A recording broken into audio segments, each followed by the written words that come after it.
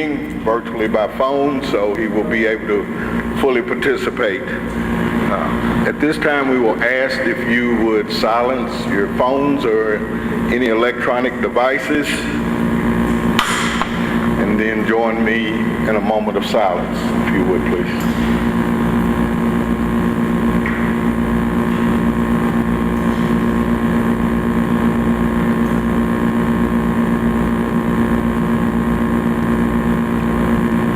Thank you. At this time, we'll turn it over to Ms. Carroll. Good evening. My name is Janet Carroll, and I'm the principal here at Moore Elementary, the home of the Eagles where everyone soars. I would like to welcome you all this evening to tonight's board meeting, and if you will please stand and join me for the Pledge of Allegiance. I pledge allegiance to the flag of the United States of America and to the republic for which it stands, one nation, under God, indivisible, with liberty and justice for all. Thank you. This time we would like to have some recognitions and good news awards, and we're going to ask Dr. Alicia Barker if she would conduct that for us. Okay, first I want to recognize the Student Artist of the Month for September. Moore Elementary School 4th grader Alexander Morris is the FSSD Student of the Month for September. She completed her Happy Art masterpiece in art teacher David Reynolds' class during a study of Brazilian artist Romero Brito. Did I say that correctly? Excellent. Brito is known for his inspiring use of bright color choices, exciting patterns, and bold lines. Alexandra's work shows that same inspiration through her use of permanent marker, tempera paint, and India ink. Alexandra's beautiful artwork spread lots of love and cheer to all FSSD employees who received a birthday card during the month of September. A special thank you to Sonic Drive-In for sponsoring the Student Artist of the Month program with a $15 gift card. And there is that beautiful painting. Alexandra, if you're here, come on up.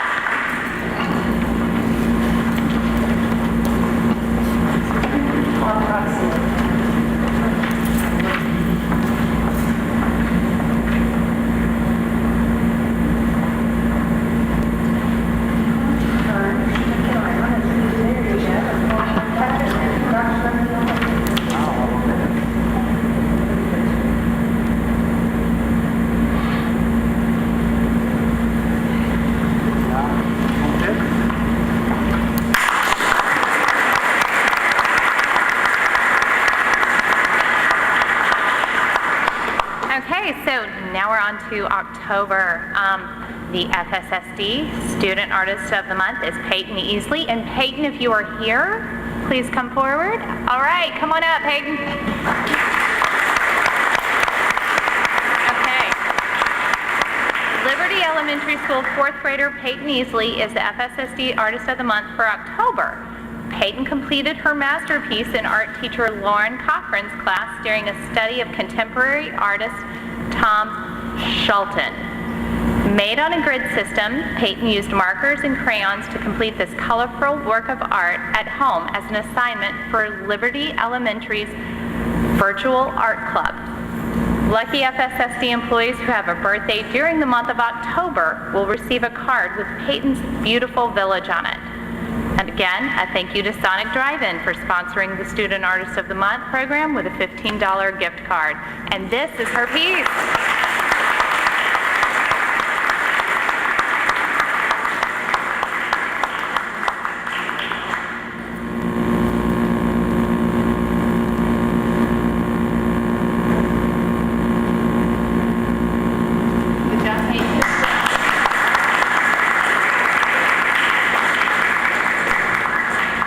Thank you. We're certainly proud of our art teachers and our Artists of the Month. At this time, the floor is open for public input. There's a podium there. If you're a part of the Franklin Special Family, ask that you would sign in your name, address, and all information.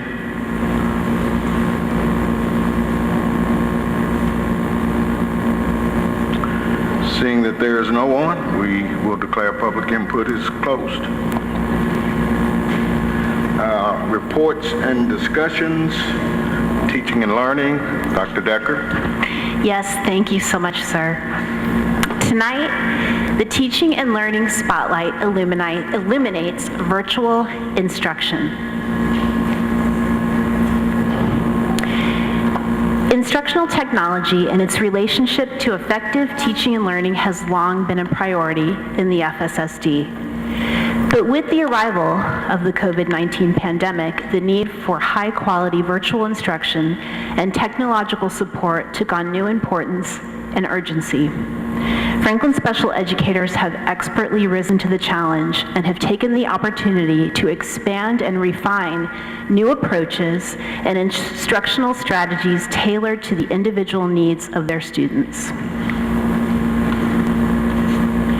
So tonight in this brief presentation, I would like to give a picture of the scope of this new effort and capability in Franklin Special, recognize Franklin Special educators, staff, and families for their considerable efforts, and give you an idea of the number of students that we are serving as virtual learners at the current time.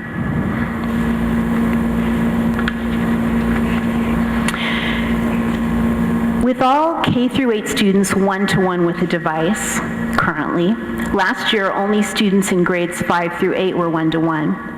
Google Classroom as the hub for instructional resources and supports, and Zoom, Screencastify, and GoGuardian as the district-supported technological tools, virtual teachers teach new content and provide an educational program that is consistent with what in-person learners receive. Zoom is the conferencing app, of course, through which class meetings and some parent-teacher conferences are held, and instruction is provided both in real time and recorded formats. Screencastify is a Chrome browser extension that allows teachers to record their screen and voice in order to explain in depth challenging concepts, to summarize the day's learning objectives, demonstrate an idea, or give students audio or video feedback on their work. GoGuardian allows teachers to manage student device usage and monitor student activity on those devices with the goal of helping keep students on task and away from inappropriate content. The use of district-supported high-quality instructional materials in every content area has also long been emphasized in FSSD, and it has served us well as we navigate this uncharted educational landscape. Internet connectivity is a crucial piece of virtual instruction, and the FSSD continues to build our capacity in this area. During the spring 2020 closure, we determined via a parent-guardian survey that approximately 340 students, about 10%, were without home Wi-Fi. At that time, school administrators communicated several options to parents so that they could obtain internet access, including community centers and free Wi-Fi that was temporarily provided by local cable companies. This school year, we utilized Elementary and Secondary Emergency School Relief Fund, ESSER, dollars to purchase hotspots, and all family requests to use these hotspots have been granted.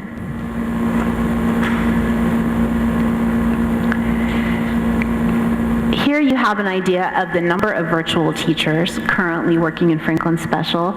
In the elementary schools, there are 23 who teach virtually. 21 of them exclusively teach virtually. In the intermediate and middle schools, grades 5 through 8, there are 116 teachers that teach at least one virtual class. The rest of their day, they teach in-person students.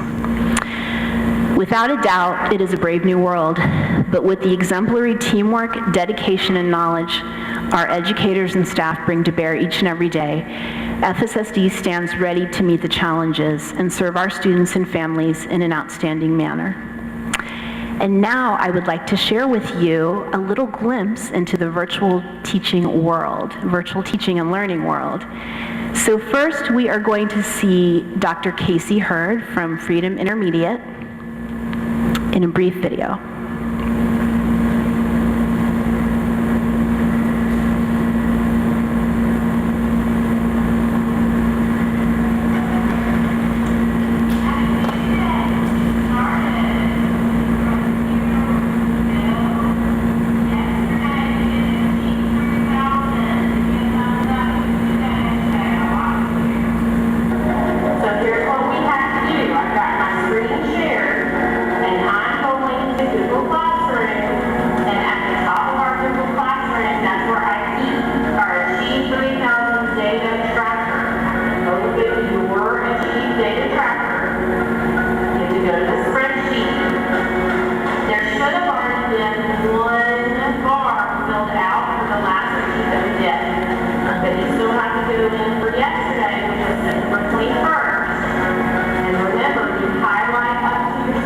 if you got 88%, if you got 94%, you highlight all the way up to that score and you fill it in with the color that matches the color you used last time. Guardian, and I'm perfectly fine with this. I've got some who have already gotten into teams. I've got some that are getting into the slideshow, which is awesome too. Everything should be working for you. I'm going to stay on the Guardian if you have any questions for me.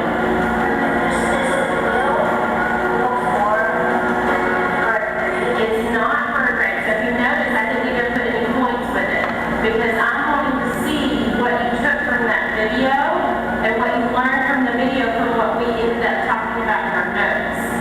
Tomorrow in class, once you have the notes done, then tomorrow class will stay in Zoom and we're going to walk through each of these notes together and take it.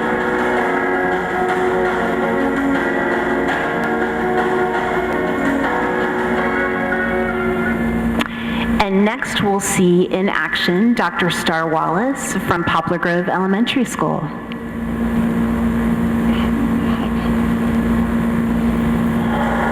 Hey guys, welcome back.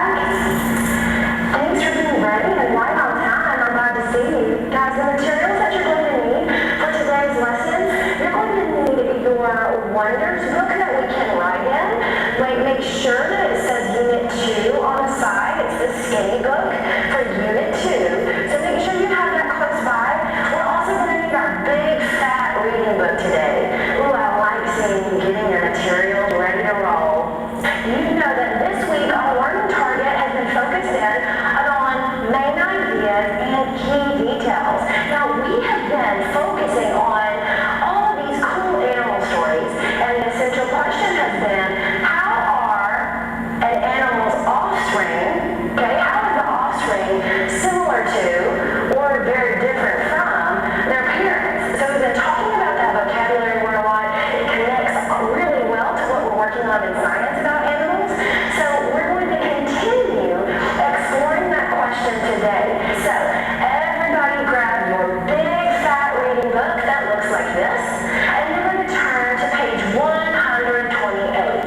Now, if you can just give me a thumbs up in your window, I'll know that you are ready to go. So we always start by taking a look at our text and determining, what kind of story do we think this is? Who can tell us whether this story is fiction or nonfiction? And explain to us how you knew that it was fiction or nonfiction. Thumbs up if you knew a butterfly was an insect. Totally. We know a lot about mammals now. We're kind of mammal experts. So we can take a look at this butterfly and know it's definitely not going to be a mammal, right? There's a caterpillar and there's a butterfly. So my question is this: does the offspring look like its parents? Thumbs up for yes. Give me that no gesture. You're like, no way, Dr. Wallace. They don't look anything alike. You're right. Thank you for those no gestures because the baby and the adult look totally different. Okay, so let's talk about what your independent work is going to look like today. You need to grab your schedule and take a look because remember our small group times have started. So small group 1 is at 9:30. So when we leave the Zoom, you may first go to Google Classroom to watch the video on the monarch life cycle. The second thing you're going to do for your independent work will be in this book. Thumbs up if you got it. Oh, you look like you got it. Excellent. I'm going to count down from 3. You can unmute and we'll all say goodbye. Ready? 3, 2, 1. Bye. I'll see you at your school group time.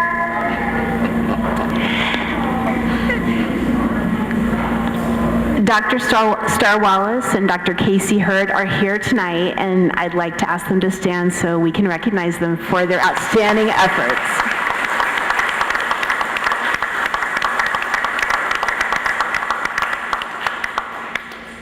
Thank you, sir. Any questions for Dr. Decker or Dr. Hurd and Ms. Wallace? Alicia. Okay, I just first want to thank you guys. I know it's rather challenging. I thank you for adapting, and I thank you for adapting with energy. I know it's hard measuring the feedback when you're online, but I encourage you, you still are making a difference, and we really appreciate what you're doing. I had a question. I had a couple questions. Do we have our timetable set for when we're asking people to decide if they want to be virtual next semester? That was one question. And I didn't see that, so I wasn't sure if we have that set up yet. And are we evaluating teachers in the same way this year, virtually? I'm sure it's not the same way, but are we doing teacher evaluations? Third question, if the teachers are alone in their classroom, are they wearing masks while they're doing virtual instruction? Or are they students able to see their whole faces? I know we were filming them for that, so that's what I was wondering. So I'll work backwards if that's okay. So no, when they're alone in their classrooms, they don't have to wear masks. It's because they were being filmed by our instructional technology specialist and who wanted to get close so they could get a great picture. So wanted to make sure we were following our guidelines and being safe. Yes, teachers are still being evaluated, and we have worked, the teaching and learning team has worked to provide guidance, and recently the state has provided guidance as well around the evaluation of virtual teachers.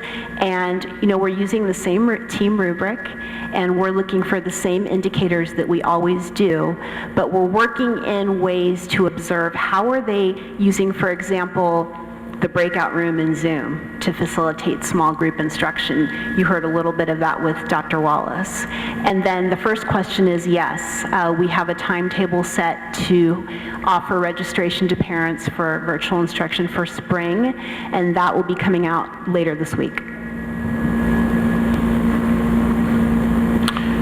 Any other questions?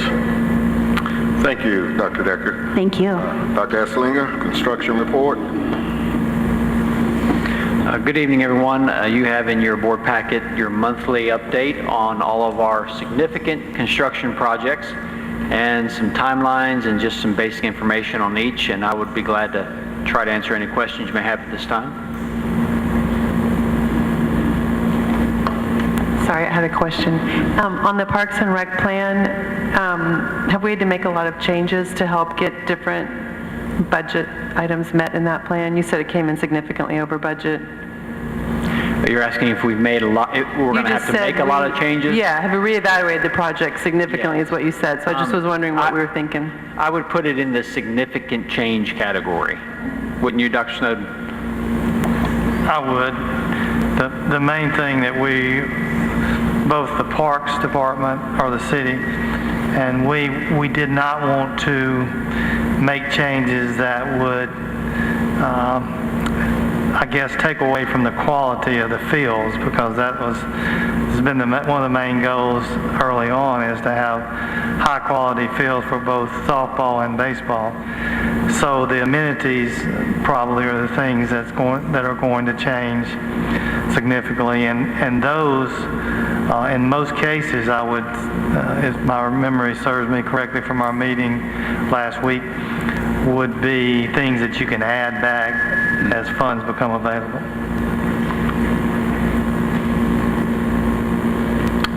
Any other questions? Thank you, Dr. Esslinger. Ms. Bell has a report from the NSBAQ conference. Thank you, guys. It was not the same as being present, but it was encouraging because, first of all, as you know, the Council on Urban Boards of Education is all about community, and they gave some data that I've not realized that is of great benefit to us. There are over 100 districts, 7.5 million students, 12,000 schools, and over $1 billion in taxpayer funds.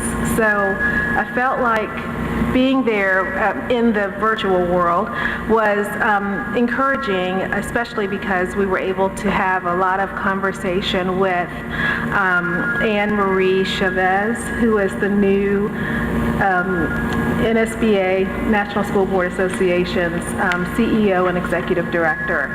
And she had some incredible panel discussions. And I feel like we're in good hands now that Tom is retired. He had 40 years of experience and I felt did a great job. It was encouraging hearing her vision and her plan for the School Board Association. Some of the things that I gathered from it was there is a lot of emphasis, obviously, on recognizing that the pandemic has upended and reshaped the learning experience for millions of students worldwide.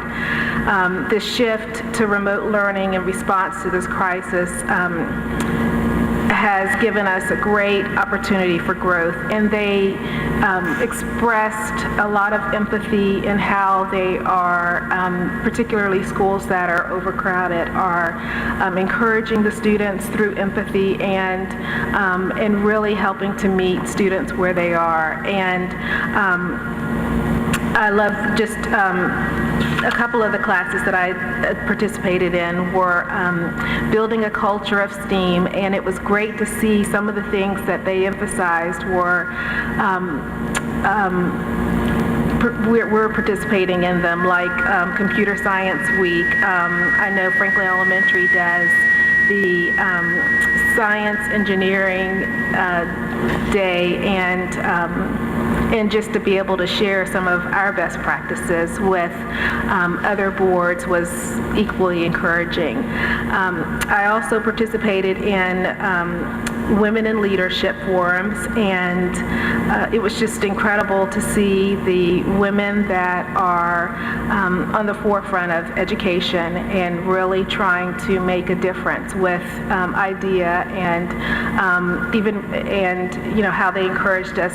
Like as soon as we finished the conference, this portion of the conference, they said get on the phone and call your legislators immediately and ask what are they going to do with IDEA, and that Disabilities Act is something that we've heard Lamar Alexander talk about, but I haven't heard Haggerty talk about it yet, and so had some great conversation with his people, but I didn't get a chance to talk specifically with him.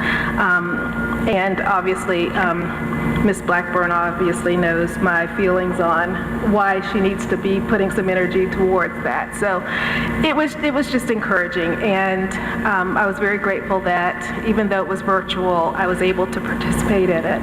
And I thank you guys for utilizing the funds so that I could be a part of that. Questions for Ms. Bell? Thank you for that, Elena. All right, Mr. Stillings, are you with us? Yes. All right, thank you. All right, approval of the board agenda. Is there a motion to approve? Ms. Parker, second, Ms. Newman. All in favor? Okay. Thank you. Ms. Stillings? Yes. All right. Okay. Approval of the consent agenda. Is there a motion? I'll second. Ms. Newman, and a second by Ms. Bale. Is there any discussion on that? Not? All in favor? Yes. All right, it passes. Thank you. Business before the board. We have several policies that we will be going through, so I'll ask Dr. Snowden if he would start us off. Okay, thank you, Mr. Blair. Item number 1 is a policy revision, and most of these on the front end. I think the first 1, 2, 3, 4, 5, 6, 7 will be on the second reading. This is transfers within the system 6.206. This revision request is to update the policy to current procedure and also to clarify language. The board did not make any suggested changes. Upon first reading, we recommend approval. All right, is there a motion to approve? All right, Ms. Newman, motion. Mr. Townsend, second. Any discussion? I had a quick question. On this policy, one of the main things it said was space was the main concern. Is that the main concern when parents make a request to transfer? Or are there other factors that go into that? Space is the primary concern. Any other? Motion, second. Any further discussion? Not all in favor? Aye. Thank you. Dr. Snow? Item number 2, policy revision, student discrimination, harassment, bullying, cyberbullying, and intimidation. That's 6.304. Also, as I said, second reading. This revision updates language for clarity. It is also recommended update from TSBA of note to highlight the difference between this and the Title IX and the sexual harassment policy. There were no changes upon first reading. We recommend approval. All right, is there a motion to approve? Ms. Bell, second by Mr. Townsend. Discussion? Seeing none, all in favor, say aye. Aye. All right, Dr. Snowden? Item number 3, policy revision, student concerns, 6.305. Also second reading. As part of our policy subscription with TSBA, this policy was reviewed in conjunction with the creation of the Title IX policy for second reading this month. The revision is suggested by TSBA to avoid creating conflicts with other policies in this section, becoming more condensed and focused on responding to general student complaints rather than creating a formal grievance process. The title also changes with this revision request. A standard form for filing a concern with the school will be available in our district procedures manual, which is currently in process for district use. There were no changes on first reading. We recommend approval. All right, thank you. Is there a motion to approve? Dr. Barker, is there a second? Ms. Newman, seconds. Are there any discussion? To clarify, because in some of these, we had the same thing where many of these policies were removing some things to put in the district procedure manual. Is that correct? That is correct. That's not a new manual, but we're updating it and taking, because we don't want procedure in policy. Yeah, that's We want always procedure in procedure. That's always been a recommendation by legal counsel, but many of our policies contain procedures. So now we're just creating a full procedures manual to go with. If a policy needs a procedure, then there will be a procedure to go with that. So many of these, you're exactly right, that are moving from actual policy language into procedural. I just wanted to clarify that. We're not removing the procedures, we're just putting them out of policy into the procedure manual. Correct. Any other discussion? Seeing none, all in favor, signify by saying aye. Aye. Dr. Snowden? Item 4 is a policy revision, suspension, expulsion, remand, 6.316. Also second reading. With recent review of student disciplinary policies by TSBA, this policy is being presented, adding additional language for suspension longer than 5 days and longer than 10 days, as well as reference updates to current law. Procedures in this policy will be available in our procedures manual, which is currently in process. There were no changes upon first reading. The administration recommends approval of second reading. All right, I'll second. I'll first. Jump to a second here. And Alicia, Ms. Barker will second. Is there any discussion? Seeing none, signify by saying aye. Aye. Aye. Dr. Snow? Item number 5, policy revision, student disciplinary hearing authority, 6.317. Also second reading. This revision request is part of the updates with the group of student discipline policies, which include 6.309, 6.316, and 6.319. This policy has been reviewed and streamlined by TSBA to ensure there are no conflicts with the update in law, along with also updating references. There were no changes requested by the board on first reading. The administration recommends approval. All right, is there a motion to approve? Mr. Townsend makes a motion. Is there a second? Ms. Newman makes a second. Is there any discussion? Seeing no discussion, all in favor signify by saying aye. Aye. Item number 6, policy revision, alternative education, 6.319. Also a second reading. TSBA recommends revision of our current policy based on the recent passage of the General Assembly's Public Chapter 603, which clarifies that students who commit zero-tolerance offenses are not required to be placed in alternative schools or programs. Additionally, the State Board recently approved a regulation clarifying the differences between alternative schools and programs, as well as the reasons that may justify removing a student from an alternative school or program. This policy also changes its name from alternative school programs to alternative education to align with the updates. There were no changes on the first reading. We recommend approval of second reading. A motion to approve. Mr. Townsend makes a motion to approve. Ms. Bell makes second. Any discussion? I had a question. Sorry, you can tell I read all these policies. They're serious policies. They're important policies. So I was just taking an extra look at them. So I wanted to make sure on this one, there's the new General Assembly's Public Chapter 603.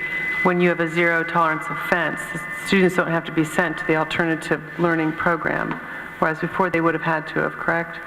So now we can have options like in-school suspension or something. Is that? No, if it's serious enough, then, and you don't have space in an alternative school, which I don't think we'll ever have a problem since we have a joint venture with Williamson County Schools, but they are not, you can have students that are not accepted into an alternative program. So that's what this is clarifying. If there's not a space in an alternative learning program, then there are options for students. Right. Okay. Again, I don't ever anticipate Correct. having that issue, but that is in policy, in law and in policy. Any other discussion? We had a motion and a second. If there's no other discussion, signify by saying aye. Item 7, policy revision, method of election of officers 1.200. This policy revision has been requested. TSBA has provided recommended language. We recommend approval of first reading. A motion. I'll make a motion to approve. Ms. Bell, second. Mr. Townsend, makes second. Any discussion? Seeing none, all in favor signify by saying aye. Aye. Item number 8, policy revision, food service management 3.500. This is also first reading. This revision request is based on recommendations from the chef and trainings with the child nutrition program this past school year, as well as aligning policy with the child nutrition program goals. We recommend approval of first reading. A motion to approve. Ms. Newman and Mr. Townsend second. Any discussion? A question. Is this a policy where we would need to make an amendment to our motion and move ahead on this because it's something current for the school year? I mean, you certainly may. I don't think that it's relatively simple change, and it's certainly appropriate to do that, even though there's probably no rush. Okay. But I don't see anything that would prohibit you from doing it because it is such a simple change. Okay, that's fine. Okay. All right. Any other discussion? All right, we have a proper motion and a second. If there's no other discussion, all in favor signify by saying aye. Item number 9, policy revision, background investigations 5.1061. It's also a first reading. This policy revision brings the policy up to current practice. The district does not reimburse the applicant for the background check cost. We recommend approval on first reading. There a motion to approve? Make a motion to approve and waive second reading. Such a simple change. Motion to approve, waive second, and by Ms. Newman and Mr. Townsend seconds. Any discussion? Seeing no discussion, all in favor signify by saying aye. Aye. Item 10, policy revision withdrawal 6.207, also a first reading. This is requested as a part of the review of Section 6 policies, adding to policy a requested timeline and designates responsibility before records leave the school. We recommend approval of first reading. Is there a motion to approve? Motion to approve. Ms. Bell? Is there a second? Mr. Townsend, second. Any discussion? Seeing no discussion, all in favor signify by saying aye. Aye. Thank you. Item 11, policy revision, interrogation and searches, 6.303. This is also a first reading. This policy has been reviewed as part of the behavior and discipline group of policies currently up for revisions. Updates to the policy are consistent with state law. The section on searches has been moved to the procedures manual to separate from policy. Procedures for this policy have been reviewed by TSBA to ensure compliance with provisions of TCA 49.6-4201. We recommend approval. All right, is there a motion to approve?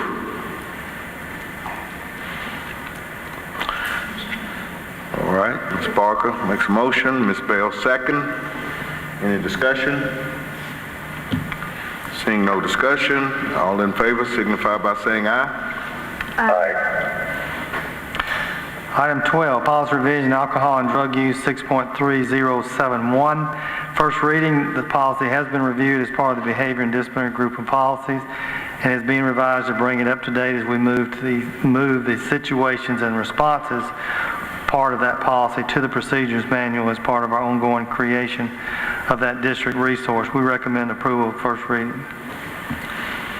Is there a motion to approve? Motion to approve. Ms. Bell makes a motion to approve. Mr. Townsend seconds. Any discussion? Seeing no discussion, all in favor signify by saying aye. Aye. Item 13, policy revision, dress code 6.310. Also, first reading, the revisions on this policy are in the review of student policies group and also brings it up to current language as well as updating the references. We recommend approval of first reading.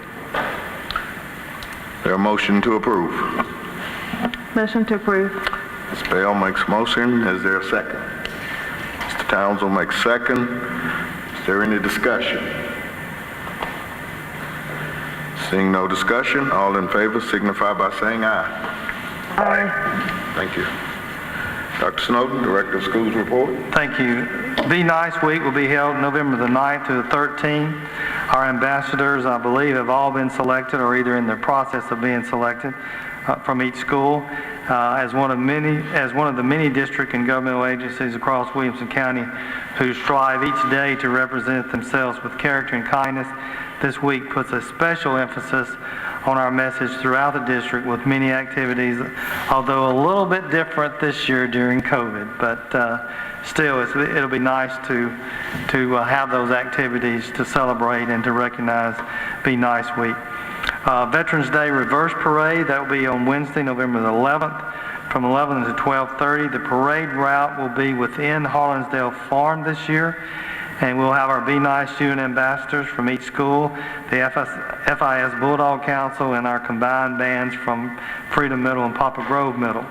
Parent permission will be required for student participation this year as a result of COVID-19. Adequate buses will be provided for transportation to the parade to allow physical distancing for the students. Students will march past the veterans before taking a place on the sidelines. The public is then invited to drive past the physically distant veterans and student groups this year. We will also plan to have the story bus participate, so we welcome any board members that would like to ride or if their schedule will permit. Feeding program update. Recently, the USDA extended the decision to provide free breakfast and lunch to all students for the remainder of the 2020-2021 school year. Earlier, the decision was made to just go through the end of December, but we certainly agree and appreciate the extension. That decision was based upon the financial hardships that many have experienced during the COVID pandemic. The monitoring of COVID-19 data spread, we continue to review that data spread in the county and locally. The trend is not where we would like it to be. Obviously, that trend of the spread has continued to increase. We're hopeful that our protocols and the protocols or the support of people within our community will continue to be strong. I know as Dr. Barker and I were having a conversation before the meeting, we understand people have COVID fatigue, but it's one of those things that if we want to stay as safe as possible, we continue to respect each other and follow the mitigation protocols, and hopefully we can have that spread trend the other direction instead of the direction it's been trending.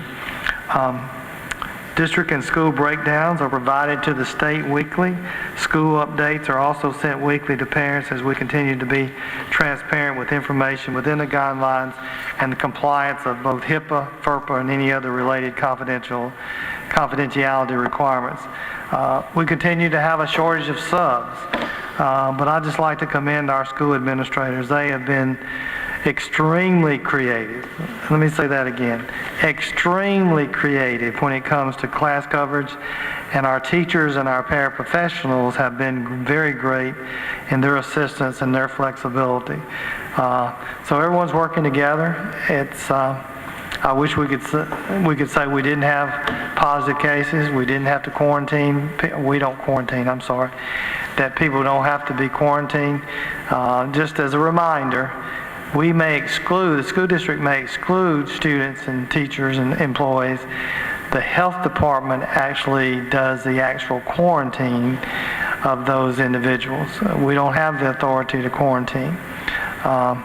And sometimes that's confused. We can, after we do contact tracing, we do some exclusions based upon what we think the health department will do, but the health department makes the ultimate decision about quarantining. Update on professional learning. After our last board meeting, I spoke with Mr. Blair and also Mr. Townsend about ideas related to professional learning for the board related to cultural sensitivity and diversity. Mr. Blair and Mr. Townsend suggested we might want to speak to Mr. Derek Young about some possibilities. Both, I believe, understood, have heard Mr. Young speak and have been impressed by his work. Dr. Decker and Mr. Young spoke this morning, and she and Ms. Carlton will be working with Mr. Young to come up with some ideas, some possible proposals that we'll bring to the board about what that training may resemble. Also, our recommendation, Dr. Decker and I talked this afternoon, we think that if it's okay with the board, that we would like to include our leadership team in that same training as well. Once we get a proposal working with Mr. Young, then we'll bring that to you to see if it seems feasible and seems something that you would like to move forward with. Excuse me. Any questions? I didn't know this until I read the media about Williamson County Board. There also are, I think, a proposed contract with Mr. Young to do some work in the Williamson County schools. We did not know that when we first started talking with him and emailing him. But he comes very highly credentialed, and obviously, as I said earlier, Mr. Blair and Mr. Townsend have both heard him and think highly of his work. This week is National... I'll have to take a sip of water. I still have my sense of smell and taste. Good to know. This is National School Board Safety Week, so we're celebrating that this week, and also our drivers, our school bus drivers. So if you see a school bus driver, thank them, tell them how much we appreciate them, or how much you appreciate them, and we're going to try to do the same thing and offer also some tweets about National School Bus Week and our bus drivers. Also, tomorrow's chamber event is the State of the Schools, as well as some other opportunities for community members to address that group tomorrow from 9 to 11. You may be there in person at the, what is it, the field of, Lee, I can't, field at Franklin. So that starts at 9, ends at 11, and you may also watch it virtually. Conference and meetings update that we have for you in your packet, so you can take a look at those. And at some, we don't know if they're going to be in person or not. But we know some that are not for certain. But then there may be some later on in the year that would possibly be in person. That's all I have. Thank you. Any questions for Dr. Snowden? All right, if not, any updates, teaching and learning? No, sir. Thank you. Mr. Esslinger? Well, your packet has the monthly reports from Finance Administration.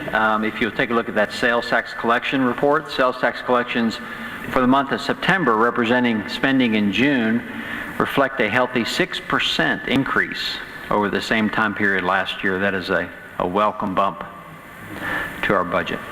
That's all I have. All right. Board, any announcements? On October the 27th, we're going to have the delegate assembly, and 3 of us are participating. Thank you. Any other announcements? Thank you, Mr. Stillings, for joining us. He has participated as well. If there are no other announcements, then we are adjourned.